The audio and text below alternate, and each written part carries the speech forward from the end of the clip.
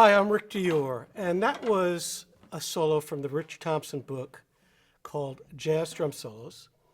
And that piece was called Surrey With A Twist. And it's dedicated to Philly Joe Jones, and it's written in the style of Philly Joe Jones.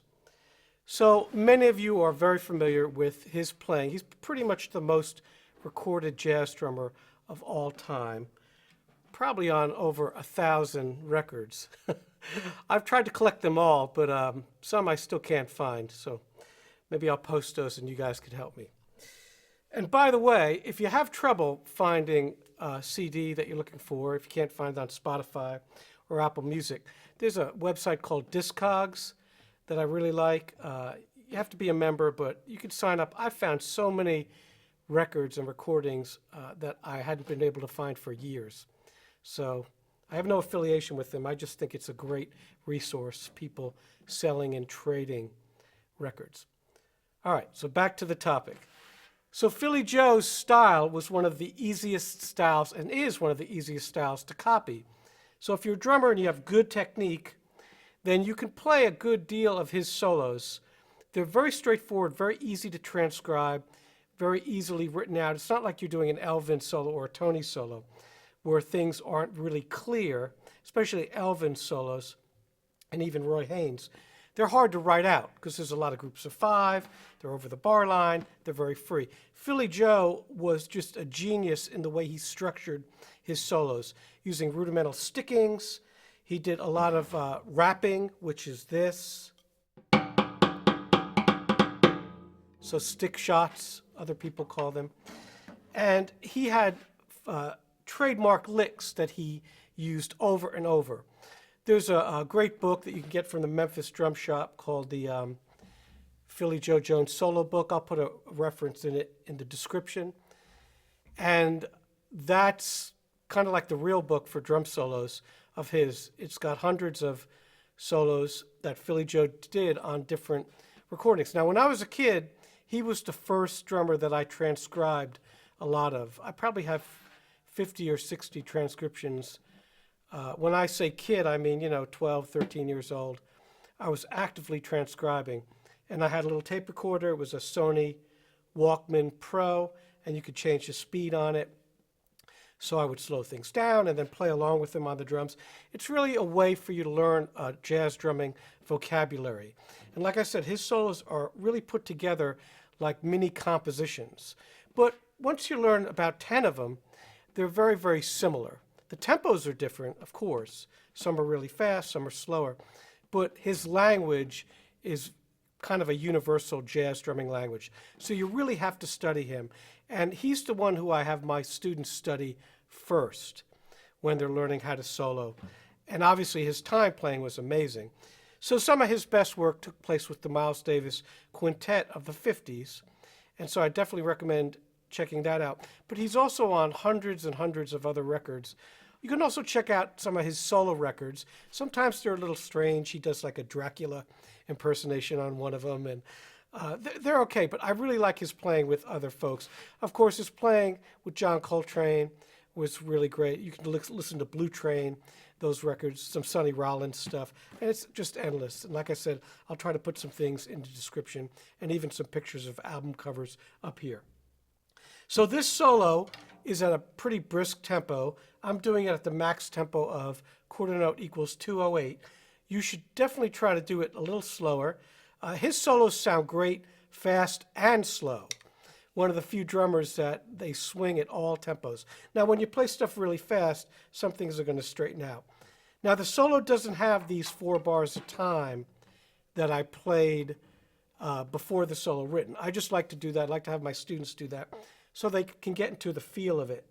And also, I added my hi-hat and 2-1-4 in some spots that aren't written because he did that quite often, and I like the way it fills up and helps it flow. So we'll start from the beginning, and I'll do this slow for you. The stickings that are written out, you can do them, but you don't have to. If you notice the last sticking at 33, if you have the book, I changed that a little. We'll discuss that in a minute. But going in chronological order here, from the beginning, let me just play this first phrase for you. 1, 2, 1, 2, 3, 4.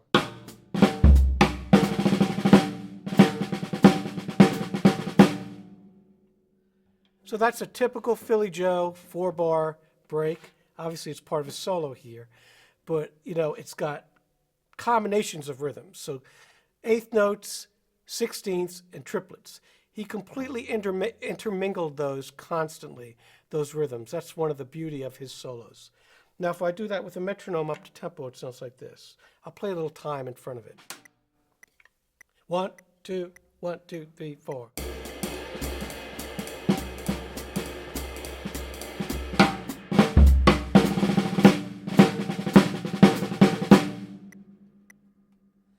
Now you see that sticking I did in the second bar.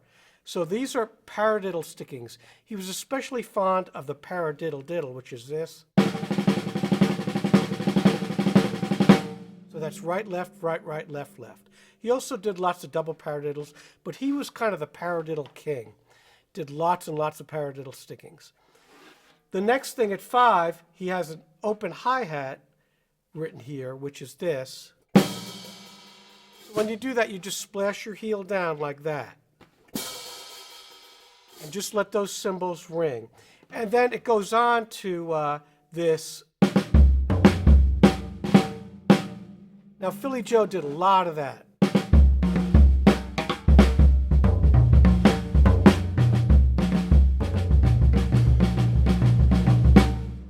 So lots of tom and then bass drum phrases. That's also one of his favorite kind of motifs to play. So we'll play that for you at 5 with a little time in front. 1, 2, 1, 2, 3, 4.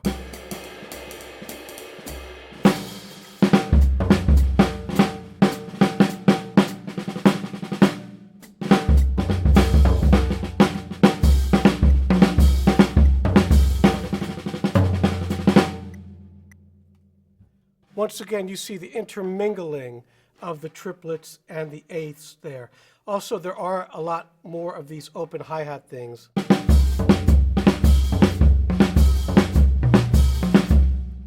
And those are great because they make the phrase sound a little longer. So I definitely suggest working on those kinds of things with the open splashed hi-hat. Then we get to my favorite part of the solo and a pretty standard Philly Joe lick at 29, where he does this. That last left has to be dead in the head.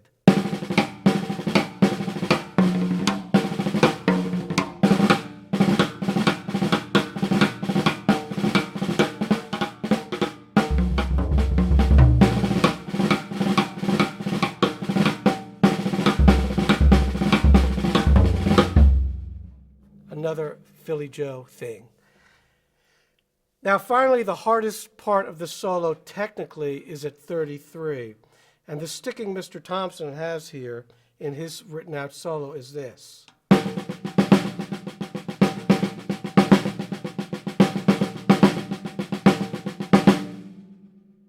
Now that's a really complicated sticking, so I'm not necessarily doing that.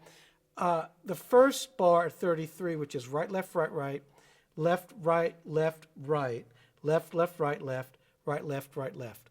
You should have the book. It'll be a lot easier if you have that. Sounds like this. And then you can do that as well, the same thing for the second bar. I'm not sure why he changed his sticking in the second bar. And I like to do that last bar, so in other words, 3 bars from the end, in singles. I think it adds a lot of intensity. And Philly Joe did play quite a bit of single strokes in the loudest part of his solos. So he had those kinds of chops. He could really play almost kind of a Buddy Rich kind of thing. And by the way, he did play with Buddy Rich's band for a time. He played drums and Buddy Rich came out front and sang. So I would have loved to see that. Obviously I did not. I'm too young. But that must have been great. But they were great friends. They had really great mutual respect for each other. And I'm sure they each learned a lot from each other. But I know that Philly Joe really admired Buddy Rich's technique, his chops. So let's play that at 33 for you, up to tempo. And we'll go back to our tempo, which was going to be 104 on 2 and 4. 1, 2, 1, 2, 3, 4.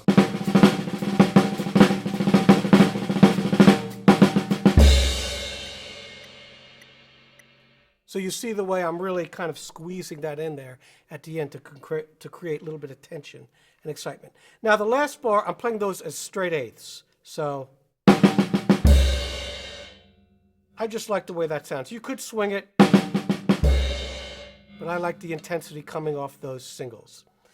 So that's this solo. Now I would definitely suggest you transcribe some of his solos yourself.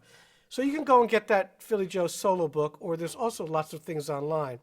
But doing your own transcribing, there's no substitute for that. You know, you're hearing things, you're writing them down, you're figuring them out. And then if you want, you can go check them against the books or the other things online. But you really need to do as many of these on your own as you can. Now, there's a great app called, I think it's called the Great Slower Downer, or the Amazing Slower Downer, that you can use. There's all kinds of apps where you can slow things down now that make things easier. You don't have to sit there with a tape, cassette player like I did. But you should definitely do that. Don't just, try to get the books and read from there. Now, this book is great. Like I said, this is the last solo in this book, and I've recorded them all already. I'm going to do some other books that I use too with my students. But these are just kind of approximations of the different soloists. So in other words, these aren't transcriptions, they're creations. They're compositions built from the style of the soloist. And I think that Rich Thompson does a really great job in this book. And there's a couple others that I use too that we'll be recording in the next couple months. So I hope you enjoyed this series. I'll play a little, and we'll see you next time.